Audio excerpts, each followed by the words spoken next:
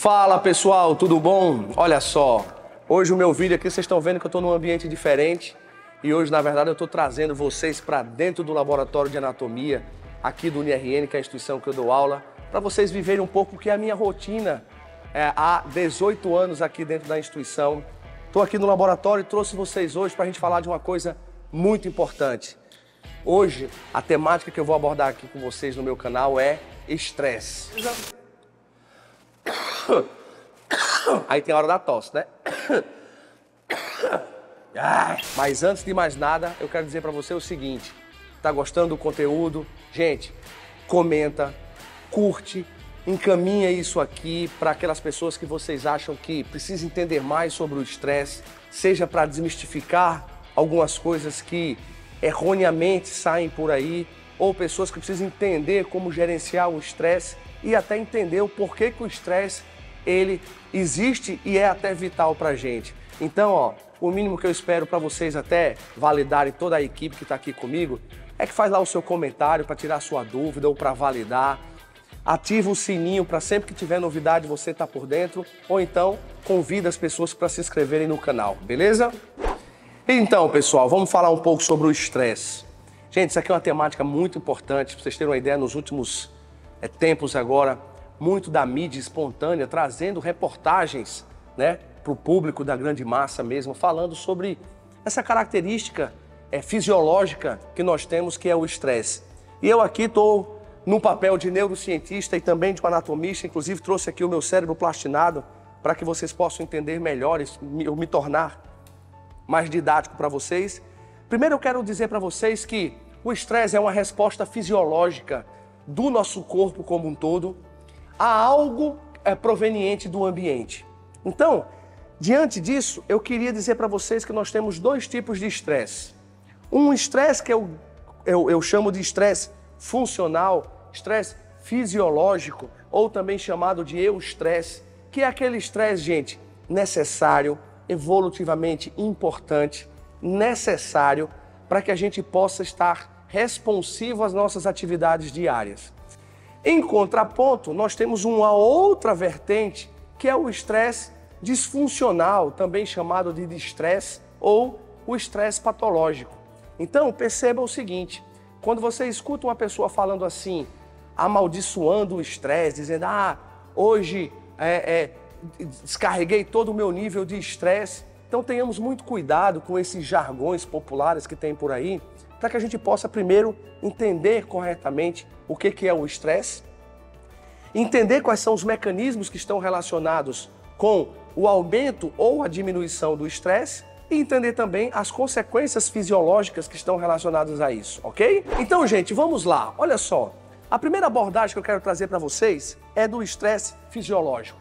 Entendam o seguinte: todos os dias ao despertar, ou seja, quando nós acordamos nas primeiras horas do dia, isso eu estou falando da população, a maioria da população economicamente ativa, que acorda muito cedo para trabalhar, entendam o seguinte: ao despertar, em torno de 30 minutos ou a 1 hora depois do que a gente acorda e desperta, nós temos o nosso pico de cortisol. O que é isso?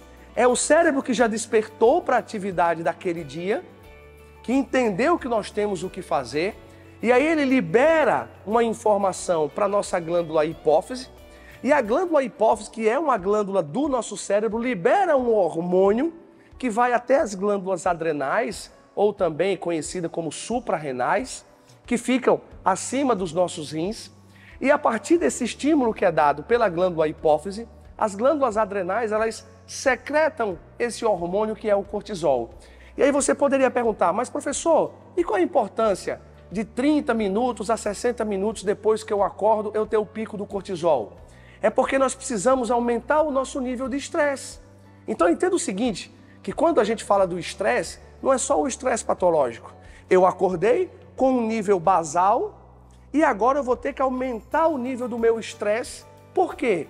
Porque com o aumento desse nível de cortisol e, consequentemente, o aumento do nível do estresse, eu me torno uma pessoa mais responsiva às atividades do dia. Então, é muito necessário, gente, que eu, do acordar até a primeira hora, o meu nível de estresse fisiológico, ele aumente. Por quê?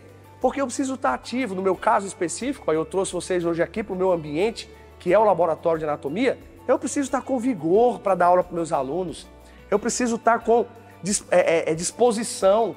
E muito disso tem a ver com esses níveis de cortisol. Então entendam, aumentou o nível de estresse, mas é o estresse fisiológico, funcional, importante, evolutivamente adequado para as nossas necessidades. Mas, num comportamento natural, o que deve acontecer? Eu acordo, tenho o pico do cortisol e ao longo do dia esse cortisol, lentamente vai diminuindo, até que chega lá no iniciozinho da noite até o final da noite, ele atinge os seus limiares mais baixos, ou seja, o meu estresse diminui, exatamente porque eu preciso entrar numa fase importante do meu dia, que é o sono.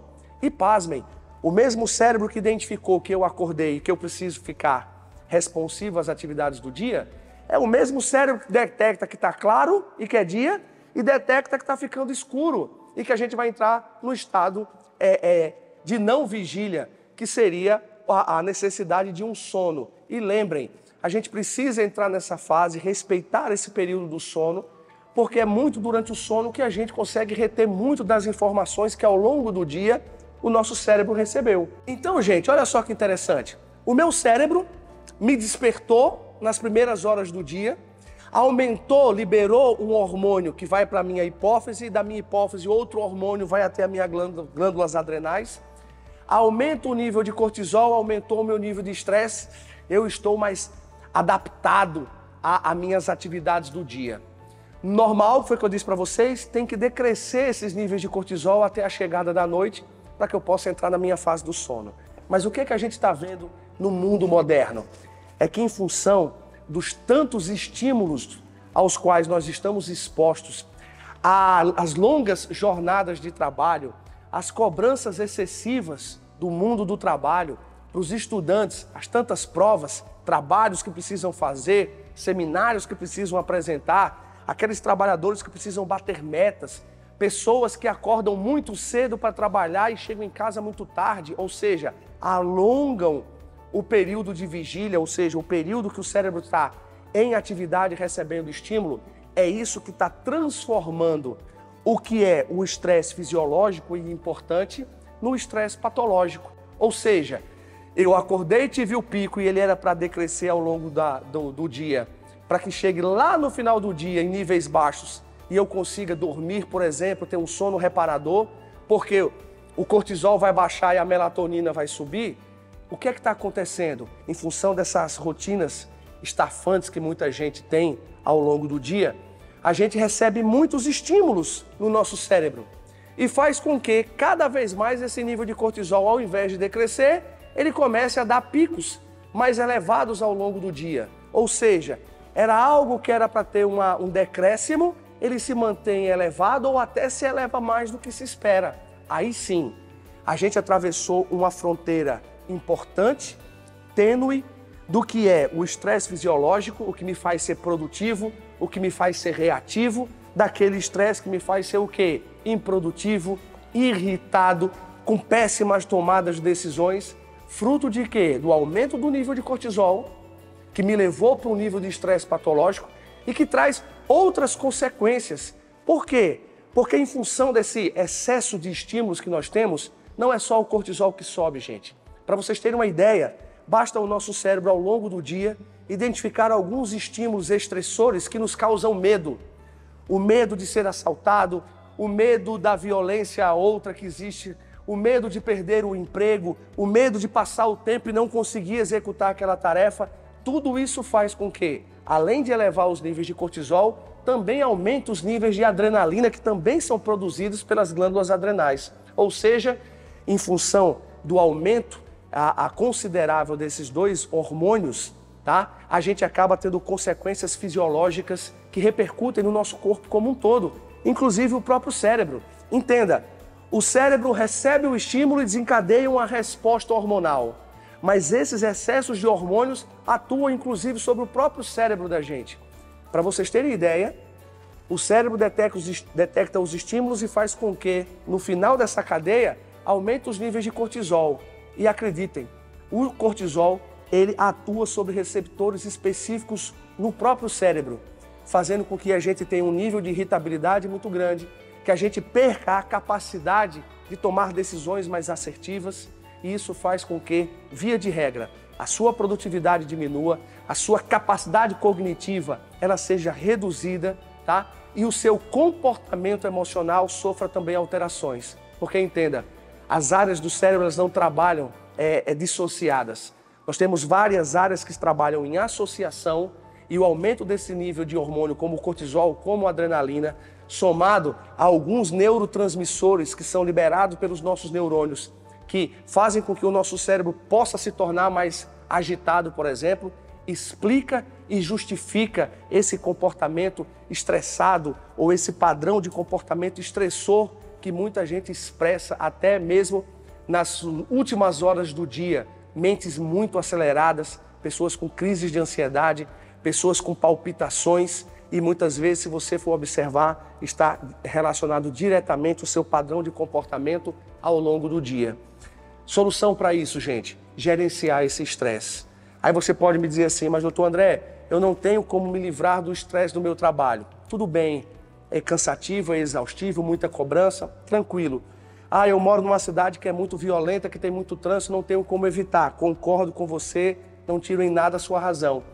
Mas eu quero te dizer que mesmo assim ainda tem solução. E, gente, pasmem.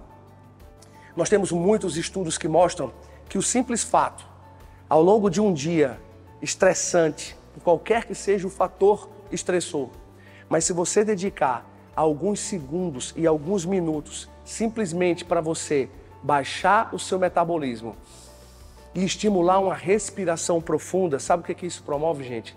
Todas as vezes que eu alongo o meu processo de inspiração, que é colocar o ar para dentro, eu aumento a perfusão sanguínea, ou seja, eu aumento o fluxo sanguíneo e, consequentemente, a maior liberação de oxigênio no meu cérebro. Você sabia que isso é suficiente para sinalizar para o nosso cérebro que está tudo ok? Quanto mais eu respiro profundo, mais eu sinalizo para o meu cérebro que as coisas estão calmas, que as coisas estão bem. Quanto mais ofegante, ou seja, inspiração e expiração cada vez mais curta, menor é essa oxigenação do cérebro, maior é o sinal fisiológico de que eu estou no estado de estresse e que eu estou num constante estado de alerta. E isso faz com que o meu cérebro fique muito reativo, buscando entender quais são os riscos, quais são os agentes estressores do ambiente e trazendo todas as demais consequências fisiológicas, além de um cérebro mais agitado, mas um coração que bombeia sangue mais rápido, tá? Músculos que se mantêm mais contraídos, e isso faz com que você, por exemplo, no final do dia, perceba dores no seu corpo que muitas vezes você não entende. Você diz, eu não levantei peso, eu não fiz nada que justifique as dores na minha musculatura, mas é o aumento da tensão muscular, como comandos dados pelo cérebro para a gente se manter em estado de alerta. E, gente, para finalizar, acreditem, é isso que está baixando drasticamente a qualidade de vida das pessoas.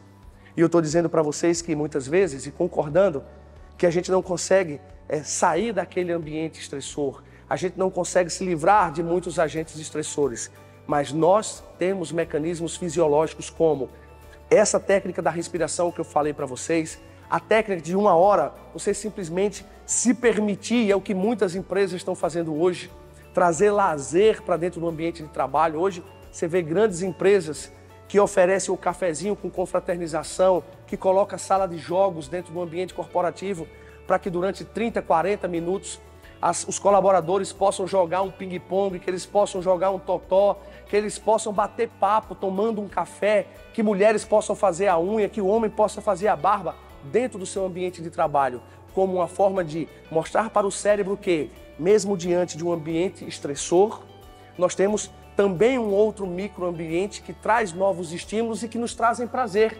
E aí o cérebro ele começa a ponderar aquilo que tende a levar ao cansaço, à exaustão, daquilo que também no mesmo ambiente lhe traz prazer, bem-estar. Qual é a mulher que não está ali sendo sobrecarregada por um trabalho, porque tem que entregar um relatório, mas que para um instante do seu trabalho e vai ali, faz uma unha, ajeita um cabelo, se sente mais bonita, faz uma massagem ou um homem que vai ali e joga um pouco de um videogame, que bate o papo com o outro, e você quebra uma rotina de uma sequência de agentes estressores para você trazer para o cérebro o quê? Outras situações baseadas numa recompensa. E o cérebro, ele adora uma recompensa. O cérebro adora aquilo que dá prazer e que motiva ele a sempre a fazer aquilo que precisa ser feito. Tá bom, gente? Então, ó, com essas palavras, eu encerro mais esse vídeo do nosso canal, pedindo gentilmente que, se você gostou, curte. Se você tem dúvida, questionamento, comenta, faz teu comentário. E também, se você acha que isso é um conteúdo que é válido para sua mãe, para o seu pai, para o seu irmão, para o seu amigo de trabalho, para o seu chefe, gente, encaminha, porque vocês sabem que já me acompanham há muito tempo que o meu propósito é transformar a vida das pessoas através de educação. E nada melhor do que a gente levar esse nível de educação, esse nível de ciência, de conhecimento, lucidez e clareza para as pessoas, para que possa ser aplicado no dia a dia e, consequentemente, a gente ter uma melhor qualidade de vida. Tá bom? Um abraço e até o nosso próximo vídeo.